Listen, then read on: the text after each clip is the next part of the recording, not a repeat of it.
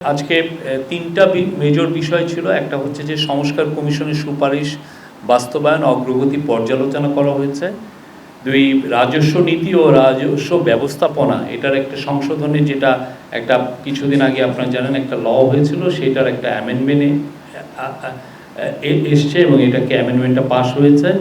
আর একটা হচ্ছে যে বাংলাদেশ এবং পাকিস্তানের সাথে ভিসা অ্যাবলিশন এর জন্য একটা চুক্তি হয়েছে এবং এটা ফর হচ্ছে ডিপ্লোম্যাটিক এবং অফিসিয়াল পাসপোর্ট যারা ধারণ করেন তাদের জন্য। এই তিনটা বিষয়ে আলোচনা হয়েছে। এছাড়া এমনি অন্যান্য আরও কিছু কিছু বিষয়ে আলোচনা হয়েছে। আমি প্রথমে হচ্ছে যে সংস্কার কমিশনের যেই বিষয় আপনারা জানেন, গত সপ্তাহে আমরা এটার বিষয়ে আপনাদেরকে একটু হাইলাইট দিয়েছি কি কি বিষয়ে কাজ হচ্ছে। এখানে একটা বিষয় আপনাদেরকে জানিয়ে রাখি, সেটা হচ্ছে যে যেই সংস্কার কমিশনের যতগুলো সংস্কার বাস্তবায়িত হচ্ছে, এটা হচ্ছে যে মোট 11টা কমিশনের মধ্যে কনস্টিটিউশনাল যে কমিশন ছাড়া যে 10টা কমিশনের উপরে আশু করণীয় 367টা বাছা হয়েছিল, সেটার উপরে একটা আমরা গত সপ্তাহে হাইলাইট দিয়েছিলাম। তো এখানে আপনাদের একটা বিষয়, সংস্কার শুধুমাত্র কমিশনগুলো যে 10টা করেছে, হ্যাঁ 10টা কমিশনের যে সংস্কার এটাই আমরা বাস্তবায়ন করছি না, এছাড়াও প্রত্যেকটা মিনিস্ট্রি এই আমাদের গভর্নমেন্টের দায়িত্ব গ্রহণ করার পরের থেকে তারা সবাই স্বপ্রণোদিত হয়ে এবং নিজেরা আইডেন্টিফাই করে অনেকগুলো কাজ করেছেন। আমরা আপনাদের কাছে আহ্বান করব, প্রত্যেকটা মিনিস্ট্রির সাথে আপনারা যদি যোগাযোগ করেন, তারা আপনাদেরকে এই লিস্টগুলো প্রোভাইড করতে পারবেন কতগুলো কাজ হয়েছে। আমি বলতে পারি এইখানে কয়েকশো সংস্কারের কাজ করেছেন এই প্রত্যেকটা মিনিস্ট্রি, তারা নিজেরা। এটাই এমনকি যে সংস্কার কমিশনগুলো রিপোর্ট দিবেন সেই জন্য তারা বসে থাকেননি। প্রত্যেকটা মিনিস্ট্রি, আমি ল মিনিস্ট্রির কথা বলতে পারি, আমি এনভায়রনমেন্ট মিনিস্ট্রির কথা বলতে পারি, এনার্জি মিনিস্ট্রির কথা বলতে পারি, এবং এনার্জি মিনিস্ট্রিতে কিছু কিছু কাজ খুব দ্রুতভাবে করা হয়েছে। যেমন আপনি জানেন স্পেশাল পাওয়ার্স অ্যাক্ট ছিল একটা, এটা আমরা এই গভর্নমেন্ট দায়িত্ব গ্রহণের 2 সপ্তাহের মধ্যেই এই কাজটা করা হয়েছে। এর ফলে যেটা হয়েছে যে এই অ্যাক্টের মাধ্যমে বাংলাদেশে সবচেয়ে বেশি চুরি হয়েছে, যার ফলে গত গভর্নমেন্ট তার যারা পছন্দের যারা বিজনেসম্যান তাদেরকে চুরির লাইসেন্স দিয়েছিলেন এই পাওয়ার প্ল্যান্ট ক্যাপাসিটি চার্জের মাধ্যমে, পাওয়ার প্ল্যান্টের চুক্তির মাধ্যমে। সরকারের রাজস্ব আহরণ কার্যক্রমের স্বচ্ছতা, জবাবদিহিতা ও গতিশীলতা বৃদ্ধিকরণ ও রাজস্ব নীতি প্রণয়ন ও রাজস্ব আহরণ ব্যবস্থাপনা কার্যক্রম পৃথকীকরণের জন্য বিদ্যমান কাঠামো পুনর্গঠনপূর্বক রাজস্ব নীতি বিভাগ ও রাজস্ব ব্যবস্থাপনা বিভাগ নামে 2টি পৃথক বিভাগ প্রতিষ্ঠাকল্পে গত 12ই মে 2025 তারিখে রাজস্ব নীতি ও রাজস্ব ব্যবস্থাপনা অধ্যাদেশ 2025 জারি করা হয়। জারি করা অধ্যাদেশের কয়েকটি ধারার বিষয়ে জাতীয় রাজস্ব বোর্ডের কর্মচারীদের সাথে কথাবার্তা হয়।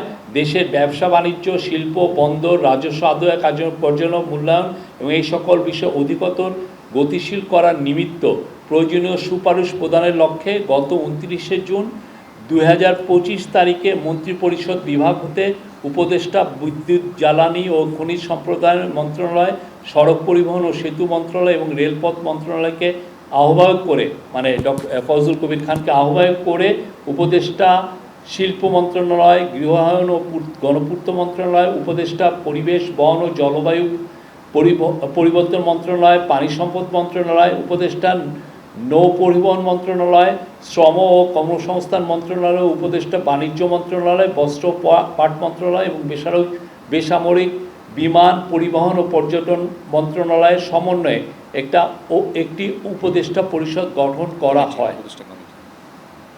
একটি উপদেষ্টা পরিষদ কমিটি গঠন করা হয়। গঠিত উপদেষ্টা পরিষদ কমিটি জাতীয় রাজস্ব বোর্ডের সদস্যবৃন্দ, বিসিএস ট্যাক্সেশন, বিশেষ শুল্ক আবগারি ক্যাডার অ্যাসোসিয়েশন প্রতিনিধিবৃন্দ, জাতীয় রাজস্ব বোর্ড সংস্কার সংক্রান্ত পরামর্শ কমিটির সদস্যবৃন্দ এবং ব্যবসায়ী প্রতিনিধিদের সাথে মত বিনিময় করেন এবং মাঠ পর্যায়ের কয়েকটি আয়কর, কাস্টমস ও ভ্যাট অফিস পরিদর্শন করেন। মত বিনিময় শেষে রাজস্ব নীতি ও রাজস্ব ব্যবস্থাপনা অধ্যাদেশ 2025-এর কতিপয় ধারা সংশোধন ও সংযোজনের বিষয়ে উপদেষ্টা পরিষদ কমিটি কর্তৃক সুপারিশ করা হয়। প্রাপ্ত সুপারিশসমূহ বিবেচনায় নিয়ে অর্থ উপদেষ্টা মহোদয়ের নির্দেশের আলোকে অধ্যাদেশ সংশোধনের চূড়ান্ত খসড়া প্রস্তুত করা হয়।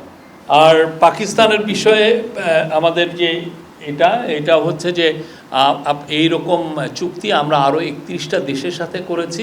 এই চুক্তিটা হবে 5 বছরের জন্য। এর ফলে যারা আমাদের গভর্নমেন্টের যারা ডিপ্লোম্যাটিক পাসপোর্ট হোল্ড করছেন বা যারা অফিসিয়াল পাসপোর্ট হোল্ড করছেন তারা এখন বিনা ভিসায় পাকিস্তান সফর করতে পারবেন, এবং একইভাবে পাকিস্তানের যারা অফিসিয়াল পাসপোর্ট হোল্ড করছেন বা যারা পাকিস্তানের কূটনীতিক ভিসা পাসপোর্ট হোল্ড করছেন তারাও বাংলাদেশে সফর করতে পারবেন উইদাউট এনি ভিসা। এটা আমাদের একটা স্ট্যান্ডার্ড প্র্যাকটিস, আমরা অনেকগুলো 31টা দেশের সাথে করেছি। আরেকটা আপনি জানেন যে আগামী 24, 25, 26 তারিখে রোহিঙ্গা একটা কনফারেন্স হচ্ছে কক্সবাজারে। এই অন্তর্বর্তীকালীন গভর্নমেন্ট রোহিঙ্গা ইস্যুটাকে খুব সিরিয়াসলি দেখছেন। আপনি জানেন এই বিষয়ে আমরা অনেকের সাথে আমরা কাজ করছি, অনেক দেশের সাথে খুব নিবিড়ভাবে আমরা এই বিষয় নিয়ে আলাপ আলোচনা করছি। তো সেই আলোকেই রোহিঙ্গা ক্রাইসিসটাকে আবার ইন্টারন্যাশনালি যাতে মেজর ডিসকাশনের বিষয় হয় সেটার জন্য আমরা এইটাকে হাইলাইট করার জন্য তিনটা বড় ইন্টারন্যাশনাল কনফারেন্স করার আমরা প্ল্যান নিয়েছি। তার প্রথমটা হচ্ছে এই 24 তারিখে শুরু হবে আর 3 দিন ব্যাপী। এরপরে 30শে সেপ্টেম্বর হবে সবচেয়ে বড়, সেটা ইউএনএ হবে। সেখানে আমরা আশা করছি 170টার মতো দেশ পার্টিসিপেট করবে। তার পরবর্তীতে আরও একটা কনফারেন্স আমরা আশা করছি দোহা, কাতারে হওয়ার। We expect that it will be held in Doha. এই 3টা কনফারেন্স